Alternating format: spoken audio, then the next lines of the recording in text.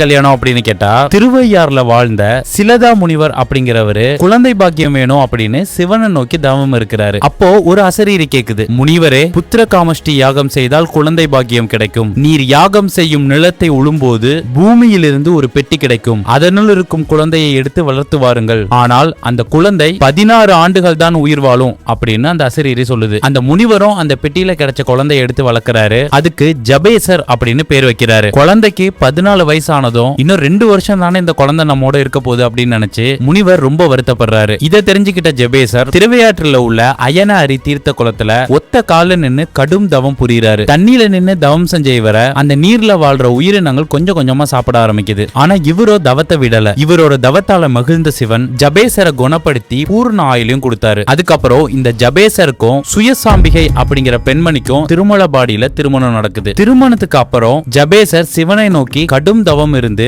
சிவகணங்களின் தலைமை பதவியையும் கைலாயத்தோட முதல் வாயில் காவல் உரிமையையும் நந்தி தேவர் அப்படிங்கிற பெயரையும் பெறாரு. அதனாலதான் இந்த நந்தி திருமணத்தின் போது இந்த ஆற்றங்கரைக்குள்ள திருவையாற்றிலிருந்து வர மாப்பிள்ளை அழைப்பு, பெண் அழைப்பெல்லாம் நடைபெறும். இது தேவார பாடல் பெற்ற 274 சிவாலயங்கள்ல 54வது தேவார தலம். கடுமையான காய்ச்சலால பாதிக்கப்பட்டவங்க இங்க உள்ள ஜொரகருக்கு புழுங்கல் அரிசியில ரசம் சாதம் படைக்கிறாங்க. இங்க இருக்கிற பிரம்மனுக்கு எதிரில 4 வேதங்களும் 4 நந்திகளாக அமைஞ்சிருக்கு. சிவன் பிரகாரத்துல 2 தட்சிணாமூர்த்தி இருக்கிறாங்க. அப்பர், சம்பந்தர், சுந்தரர் பாடிய தலம் இது. சிவனுக்கும் நந்திக்கும் நடுவுல இருக்கிற 3 குழிகளை நவகிரகங்களா கருதி அதுல தீபம் ஏற்றி வைத்தியநாத சுவாமி திருக்கோவில் திருமலபாடி. இது திருவையாறுல இருந்து 15 கிலோமீட்டர் தொலைவுல 25 நிமிட பயண தூரத்துல அமைஞ்சிருக்கு.